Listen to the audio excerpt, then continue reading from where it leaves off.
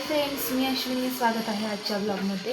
तर मी तुम्हाला म्हणलं होतं ना की ॲक्सिडेंटल कोर्स वगैरे ते म्हणजे मी ब्लॉग पार्टमध्ये शेअर करत होते तुमच्याशी. तर ना तो मी एका ब्लॉग व्हिडिओमध्ये शेअर करेन असं मी तुम्हाला बोलले होते. पण ना मला ते ना शॉर्ट व्हिडिओ आहे ना, म्हणजे जे ब्लॉग आहेत ना ते शूट करायला असं म्हणजे लय डिफिकल्ट जात होतं मला ना. वेगवेगळ्या टायमिंगला असं शूट करावं लागायचं.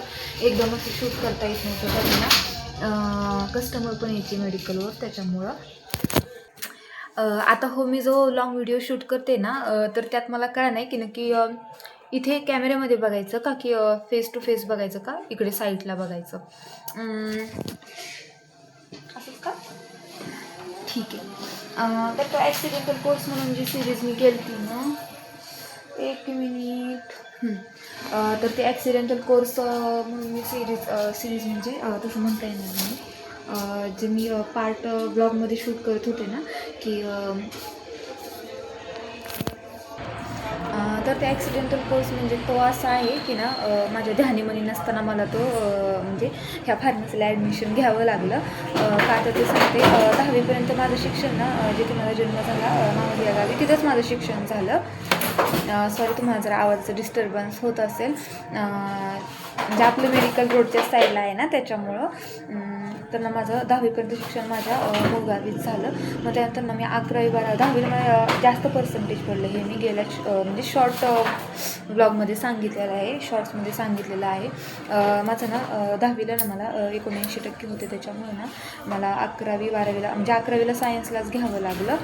कारण तिथले तर शिक्षक तयार होत नव्हते आणि वडिलांची इच्छा होती. तशी वडिलांची इच्छा म्हणता येणार नाही, शिक्षकांनी जरा समजूत घातली. त्याच्यामुळे वडील बोलले हा ठीक आहे सायन्स घेऊन टाक, नापास तर काही होणार नाही, अभ्यास करत राहायचा जसं 10वीला केला तसा. आता 10वीला 79% पडायला किती कष्ट घ्यावे लागले ते माझ्या मलाच माहिती आहेत. तर ना तो जो 11वीला जे ॲडमिशन घेतलं ना, तर मी एकटीच मराठी मीडियमची होते आणि अजून एक 4-5 मुली आणि 1-2 मुली अशी काहीतरी मराठी मीडियमची होती. आणि बाकी सगळी ना इंग्लिश मिडियमची होती. आता इंग्लिश मिडियम म्हणलं की ना जरा भीतीच होती पहिल्यापासून.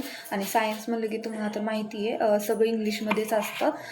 तर त्याच्यामुळं ना तर मी जसं 10वीला अभ्यास केला ना तसंच कंटिन्यू ठेवला 11वी-12वीला अभ्यास. तर तसा काही प्रॉब्लेम आला नाही. 11वीला पण मला छान स्कोअर झाला. फर्स्ट नंबर आला 11वीमध्ये म्हणजे सायन्स डिव्हिजनमध्ये. आणि 12वीलाही तसंच झालं. 12वीला जरा स्कोअर कमी आला पण सायन्समध्ये पहिलीच आले. आता हे सगळं शक्य तेव्हाच झालं जी मी ना 10वीला स्टडीची स्ट्रॅटर्जी वापरत होते ना तीच मी 11वी-12वीला वापरली. तर त्याच्यामुळे हे सगळं पॉसिबल झालं. आता 12वी पास आऊट झाले पण ना 12वी जेव्हा आपण 12वीत जातो ना तर पुढे काय करायचं हे 1 वर्ष आधीच आपल्याला टेन्शन असतं की ना आता 12वी झाल्यावर काय करायचं, 12वी झाल्यावर काय करायचं. तर ना आवाज येतोय ना गाडीचा. 12वी झाल्यावर काय करायचं. तर ना असं काही नव्हतं. पण कोणतरी बोललेलं की CET नीटची एक्झाम द्यावी लागते. तर ना मला नीट म्हणजे मला डॉक्टरेटलाच ट्राय करायचं होता. सायन्स म्हणलं की डॉक्टरेट स्पेशली बनलंच पाहिजे असं काही नाही आहे. सायन्सला असल्यावर घरच्यांची इच्छा असू शकते की ना तुम्ही सायन्सलाच गेलं पाहिजे. आता जर मुले असतील तर काहींची इच्छा असू शकते की ना तुम्ही सायन्सला घेतलं तर डॉक्टरेट करा किंवा इंजिनिअरिंगला जा. तर ना माझी अशी स्वतःची अशी काही इच्छा नव्हती की ना डॉक्टरेटला जायचं वगैरे, पण घरच्यांची इच्छा होती. आणि मलाही तसं काही म्हणजे एवढं मार्गदर्शन करणारे कोणी नव्हतं. आईवडील कमी शिकलेले असायचे त्याच्यामुळे. तर ना मग नीटला मी स्कोअर जरा कमी आला, काही पर्सेंटने कमी आला. त्याच्यामुळं मी कॅपमधून बाहेर निघले आणि मला कॅपमधूनच ॲडमिशन घ्यायचं होतं. तर ना मी विचार केला की आपण 1 वर्ष गॅप घेऊयात, इथे तिथे ॲडमिशन घेण्यापेक्षा 1 वर्ष आपण गॅप घेऊयात. आपण 1 वर्ष अभ्यास करून ना म्हणजे अभ्यास करून आपल्याला पुढं चांगला स्कोअर होईल आणि मग आपण डॉक्टरेटला BAMS किंवा BHMS ला घेऊ शकतो किंवा ना डेंटिस्ट्रीला घेऊ शकतो. तर ना 11वी-12वी झाल्यावरती ना 1 वर्ष मी गॅप घेतला, स्टडी केला, पण नीटला काही स्कोर आला नाही. नीटचं तर तुम्हाला माहिती आहे निगेटिव्ह स्कोरिंगमध्ये जातं भरपूर असं. तर ना सी ई टीला मी स्कोर केला चांगला. मला ते 1 वर्ष गॅप घेतल्याचा फायदा हे झाला की ना सी-ई-टीला ना माझा 86.11 असा स्कोर आला. आता ध्येय तर होतं की ना नीटला चांगला स्कोर करून डॉक्टरेटला जायचं, पण ना तसं तर काही जमलं नाही. पण अजून पण 1 वर्ष मला थांबायची इच्छा होती, पण घरच्यांची नव्हती.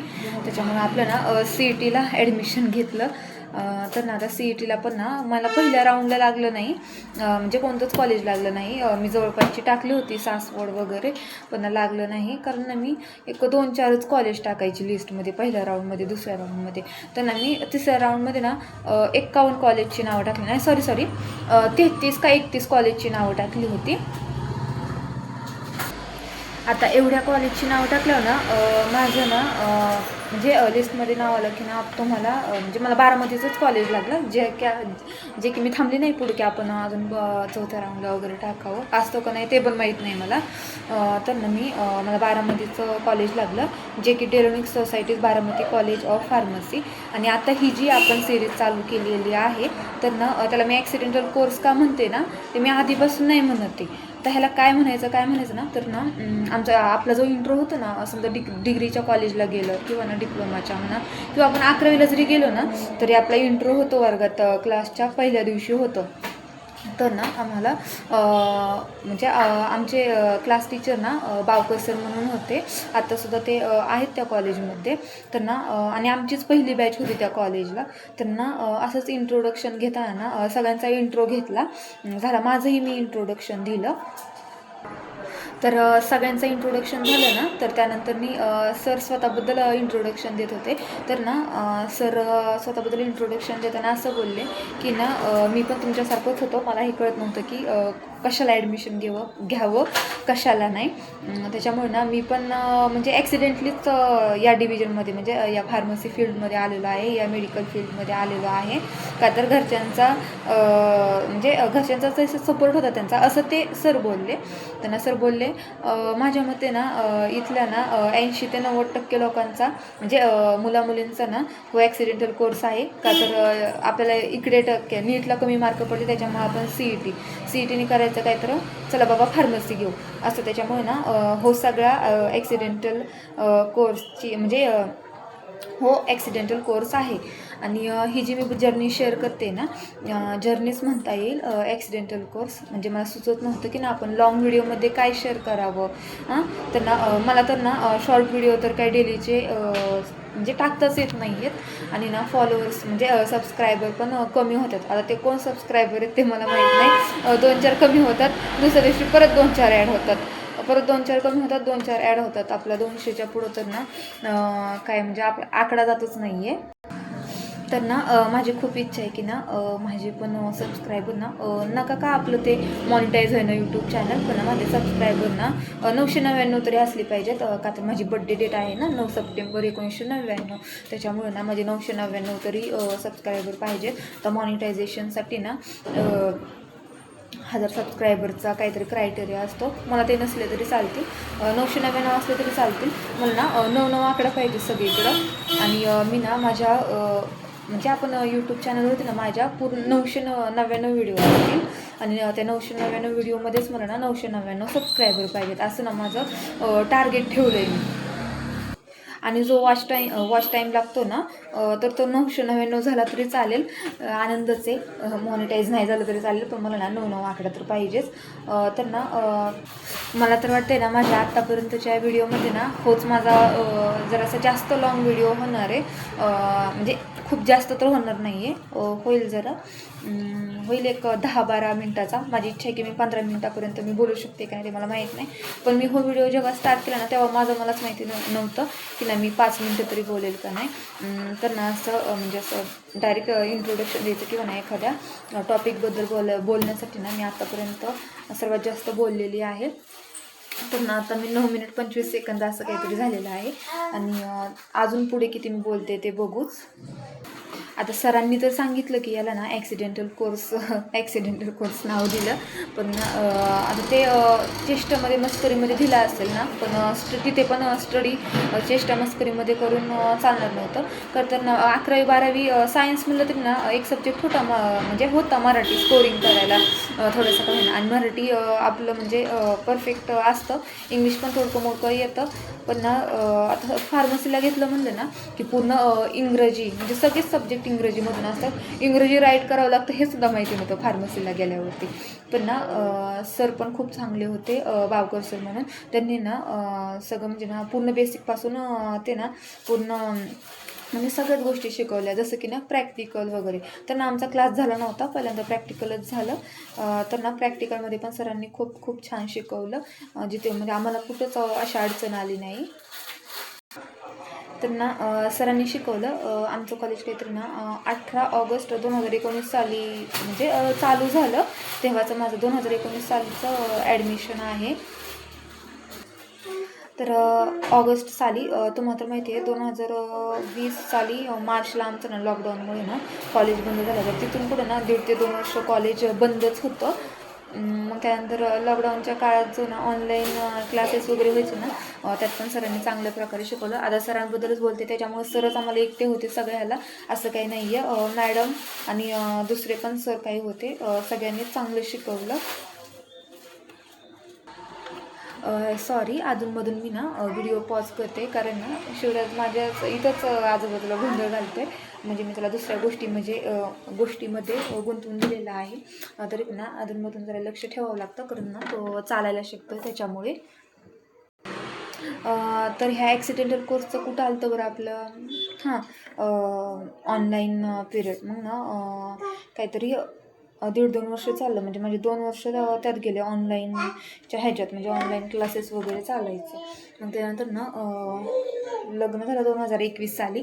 मग 2021 म्हणजे 8 ऑगस्ट 2021 साली लग्न झालं. त्यानंतर ना 1-1.5 महिना म्हणजे ऑफलाईनच चालू होतं, म्हणजे ऑनलाईनच चालू होतं. मग त्याच्यानंतर ना ऑगस्ट साली लग्न झालं.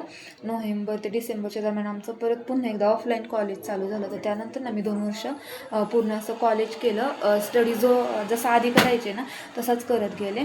हा ऑनलाईनमध्ये ना जरासा गॅप पडला होता. ऑफलाईन स्टडी करायला ना जरा बोर होत होतं, कारण ती मोबाईलची सारखी स्क्रीन म्हणजे डोळ्यासमोर ठेवून ना ती सवय झाली होती की ना, आणि ऑनलाईन एक्झाम द्यायला पण जरा बरं वाटायचं. आता चिटिंग मी एकटीनेच केली असं काही नाही आहे, सगळ्यांनीच केली असणार. आता थोडीफार सगळेच करतात, मी पण केली. तुम्हाला माझ्याने कळतच असेल बोलण्यावरून. आता मी हसते म्हणल्यावर तुम्हाला कळलंच असेल की ना केली मी चिटिंग म्हणजे ना, हां, 1-2 पेपरला केली आहे. आणि मैत्रिणी पण अशा होत्या ना, त्या पण स्टडीमध्ये हेल्प करायच्या. तेव्हा करायच्या, पण ऑफलाईन कोणी करत नाही, ऑनलाईन करतं. का तर ना सगळ्यांना सगळं येतं असं काही नाही आहे. त्याच्यामुळं तर ना पास आऊट ना मी काहीतरी 23 जुलै 2023चं माझं पासिंग आहे. तेव्हा पण म्हणजे चांगल्या मार्कांनी पास झाले. तर ना हा ॲक्सिडेंटल जो कोर्स आहे ना, ही जी ॲक्सिडेंटल कोर्सची जर्नी आहे ना, ती ना तुम्ही इथे माझ्या मागे अशी पाहू शकत असतात. एवढी छान जर्नी आहे. आता ही जर्नी ना तुम्हाला अजून डिटेलमध्ये किंवा ना कधीतरी सांगायचा प्रयत्न करेन. तर ना आता ह्या मनापासून केलेल्या व्हिडिओमध्ये ना मला जास्त असं काही बोलता आलं नाही आहे. जरी पण मी जेवढं बोलले ना त्यातून माझं जरी काही चुकलं असेल ना तर मला माफ नक्की करा. आणि ना असेच आपले लाँग व्हिडिओ येत राहतील. लाँग व्हिडिओच मला म्हणजे सोपं वाटतं जास्त. थंबनेल वगैरे काय आपण रात्री झोपून पण बनवू शकतो. आत्या काय नाही, शिवराज बरोबर बोलत होते, तो बघतोय माझ्याकडं की ना त्याच्या मम्मीचं म्हणजे आहेच, म्हणजे माझं काय चाललंय ते असं कुणाबरोबर बोलते ते. तर ना ही माझी ॲक्सिडेंटल जी जर्नी आहे ना ती मी तेच एंड करते, आणि हो व्हिडिओसुद्धा एंड करते. आपण ना पुढे अशाच नवनवीन व्हिडिओमध्ये भेटत राहू, आणि काही डेली ब्लॉग जर मला टाकणं झालं तर ना त्यामध्ये आपण भेटतच राहू. आणि चॅनलला नक्की सबस्क्राईब करा जर असे माझे व्हिडिओ आवडत असतील तर. आता हो जो मी व्हिडिओ केलेला आहे ना तर काय याच्यावरचेच व्हिडिओ असतील असं काही नाही आहे, आपले वेगवेगळे पण असू शकतात. जसं की ना मिशो शॉपिंग हॉल किंवा ना डेली रुटीनचं सुद्धा ना मी लवकरच शेअर करेन व्हिडिओ. आजचा मी व्हिडिओ इथे सेंड करते. Bye bye.